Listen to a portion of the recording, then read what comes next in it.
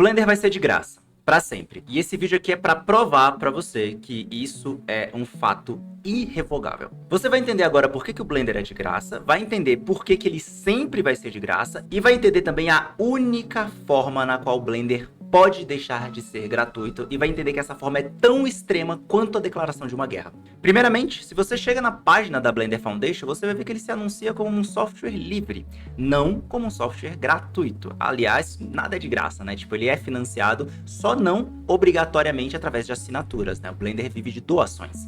E aí ele diz que você é livre para fazer o que você quiser. Livre para usar, para alterar, compartilhar, para vender seu trabalho. Você faz o que você quiser com o Blender. Primeira coisa que ele já coloca na primeira linha é que o Blender ele é lançado sobre uma licença chamada GNU General Public License, GPL, ou licença de software livre. Essa licença tá aqui, a gente não vai ler ela toda, né, porque pelo amor de Deus, a gente não tá aqui para brincar de advogado, mas basicamente o que essa licença fala é o seguinte: dentro desta licença, um software, alguma coisa que esteja sendo criada sob essa licença, sempre é obrigado a compartilhar o seu código-fonte.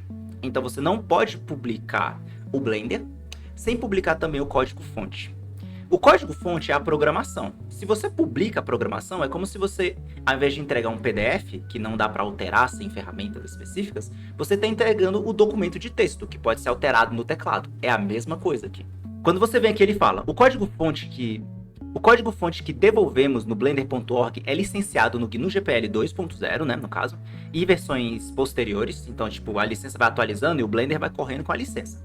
Alguns dos módulos que criamos usam licenças mais permissivas, embora, por exemplo, o mecanismo de renderização do Cycles esteja disponível como Apache 2.0, que é outra licença ainda mais rígida, né? Mas se você quiser aprender o Blender de verdade, sabe, dominar ele na unha, eu te convido a conhecer a Bevis Academy, que é a minha escola de Blender, onde eu ensino o básico do Blender e Blender para arquitetura, né, que é Blender para a renderização fotorrealista de projetos de arquitetura e design de interiores. Você vai aprender do básico até materiais, modelagem, iluminação, fotografia e composição, né, para você fazer a pós-produção, composição e entrega dos teus renders e animações finais. E na parte de Blender é para arquitetura, né, que você vai aprender realmente como que você aplica todos esses conhecimentos para gerar renderizações fotorrealistas de interiores e de exteriores, tanto em imagens estáticas, né, como eu mostro aqui, como em vários dos nossos modelos aqui a gente tem também com animações. Fora isso, a gente também tem os nossos cursos pontuais, que são cursos de temas diversos, né? Cursos menores para quem quer expandir o seu aprendizado na renderização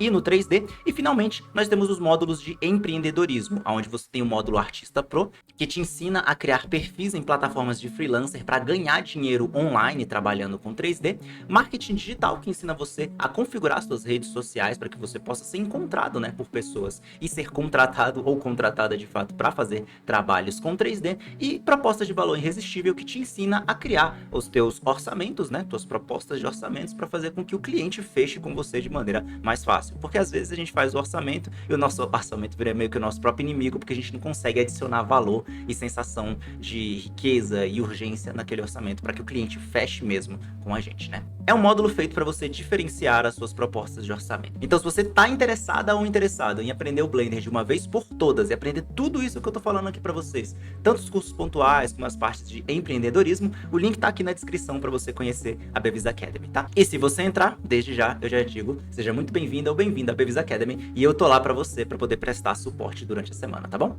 Então assim, você vai perceber que ele vai descendo aqui, vai falando o combo, né? Tipo, Python tem a licença do Python, que é uma licença diferente. Bullet tem a licença zlib, que é diferente. Aí a libmv também utiliza uma licença MIT. O OSL utiliza uma licença BSD. Então todas essas licenças vão criando uma amálgama dentro do Blender que, tipo assim, obriga ele a ser mostrado ao mundo de uma maneira, ou seja, da maneira com o código fonte ali pronto para você abrir, alterar, modificar, fazer o que você quiser.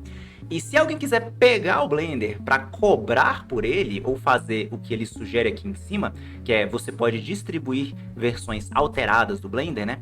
A pessoa que fizer essa versão alterada, ela tá na merda, entre aspas. Por quê? Porque ela tem que obedecer todas as licenças na qual o Blender original já está inserido.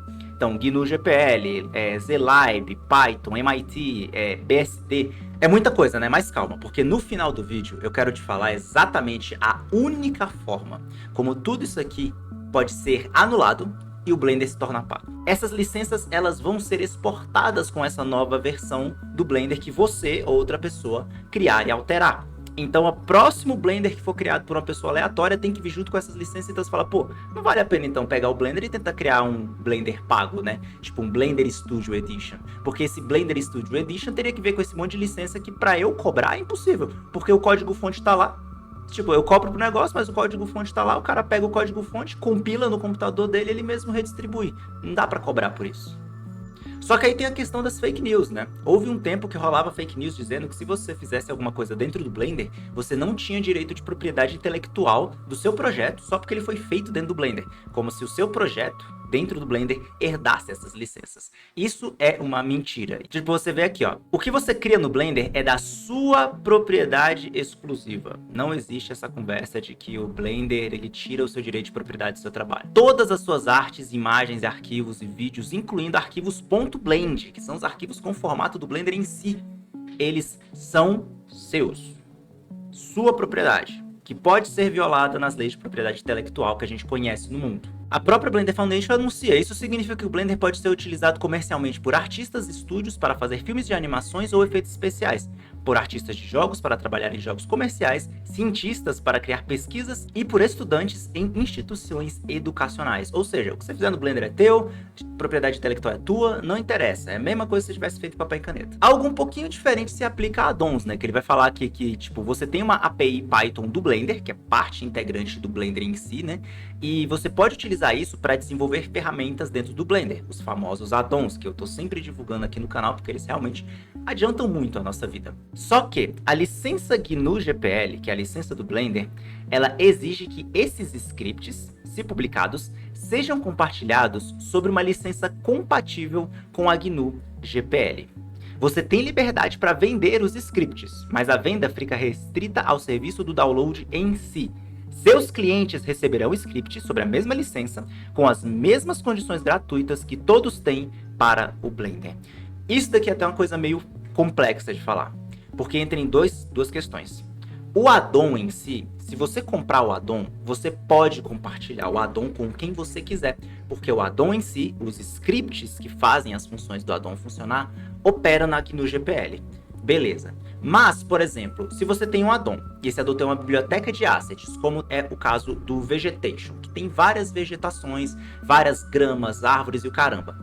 Os assets, eles estão protegidos por licença de direito autoral natural, do mundo normal, porque eles são trabalhos de arte. As funções do addon, os scripts de importar, randomizar, etc e tal, não, eles estão em GNU GPL. Então, meio que cria uma coisa meio nebulosa, onde você pode compartilhar o addon com quem você quiser, mas você não pode compartilhar os assets que vêm com o addon com quem você quiser, porque esses assets são protegidos pela lei nacional, pela lei do país, não necessariamente pelas questões de licença que o Blender apresenta, entendeu? É por isso que assim, quando alguém pergunta, posso comprar um addon e posso distribuir para quem eu quiser? O addon você pode, o asset não. O asset é realmente a questão de, tipo, pode entrar até no criminal, sabe? Então tem que tomar cuidado.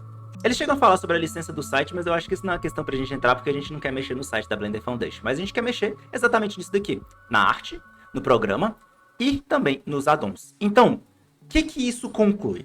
Conclui que o Blender ele está dentro de uma cadeia de licenças complexas. Essas licenças forçam o compartilhamento do código-fonte de qualquer alteração que seja feita dentro do Blender, seja essa alteração feita por qualquer pessoa. É obrigatório da parte dessa pessoa compartilhar o código-fonte. Se ela não compartilhar, outra pessoa pode decompilar, olhar o código-fonte, alterar, mexer, e a pessoa que não compartilhou a alteração com o código-fonte, ela que se lasque, porque não tem nada na lei que diga que ela pode ir lá e defender o direito dela de não ter a alteração dela, a alteração que ela fez do Blender modificada, sabe? Então, tipo, você não tem respaldo para mexer com as alterações que você fizer do Blender, porque a lei não vai te proteger. A licença diz que você tem que compartilhar o código-fonte e acabou. Ok, você chegou agora aqui no finalzinho do vídeo, é hora de eu te dar exatamente o que teria que acontecer para o Blender se tornar um software pago. E é uma coisa tão séria quanto a declaração de uma guerra. Para o Blender se tornar um software pago, seria necessário que um país ou países determinassem, através de força de lei, que o Blender vai ser pago. Seria necessário uma intervenção estatal, a porrada mesmo, para dizer, vai ser pago porque o Estado mandou e a polícia vai forçar isso aqui que o Estado mandou. Tem que ser nesse nível, quase como se o Blender fosse estatizado, sabe? Como se ele fosse removido à força da iniciativa, como se ele fosse removido à força da iniciativa open source e colocado à força como um software estatal que vai ter um preço. Então, assim, eu acho que os estados, países afora, né, tem mais o que fazer do que tentar passar uma lei que vai fazer um programa ser pago por razões que, tipo, sabe, não tem nem sentido. Tipo, vamos forçar os caras a ser pagos só porque sim, não faz sentido. Você sabia das informações que eu te trouxe aqui embaixo? Comenta aqui embaixo pra saber se você sabia que a licença do Blender era tão rígida e se você sabia mesmo se o Blender era pago, né, e tal. Acha que eu esqueci de alguma coisa? Comenta aqui embaixo também que eu quero saber, né? E vamos conversando nos comentários pra gente ter uma conversa saudável aqui embaixo, tá bom? E já sabe, se gostou, se inscreve.